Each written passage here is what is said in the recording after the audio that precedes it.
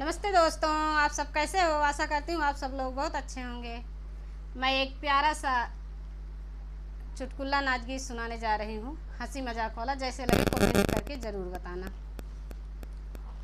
हमका बड़ी हैरानी हमार भभी कैसे मोटानी। हमका बड़ी हैरानी हमार भभी कैसे मोटानी। अपना नहाए भाभी साबुन और शैम्पू, अपना नहाए भाभी साबुन और शैम्पू। भैया का दे खाली पानी हमारे भाभी कैसे मोटानी। भैया का दे खाली पानी हमारे भाभी कैसे मोटानी। हमका बड़ी हैरानी हमार भाभी कैसे मोटानी।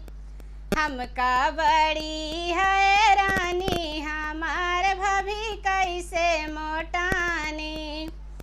अपना त खाए भाभी पूड़ी कचौड़ी, अपना त खाए भाभी पूड़ी कचौड़ी। भैया का दे नून रोटी हमार भाभी कैसे मोटानी। भैया का दे नून रोटी हमार भाभी कैसे मोटानी।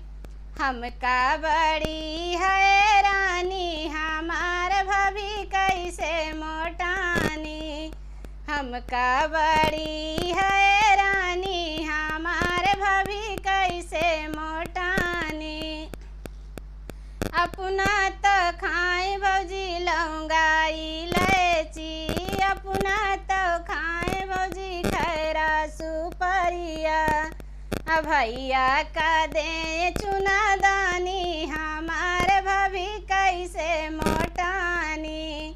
भैया का दे चुना दानी हमार भाभी कैसे मोटानी। हमका बड़ी हैरानी हमार भाभी कैसे मोटानी।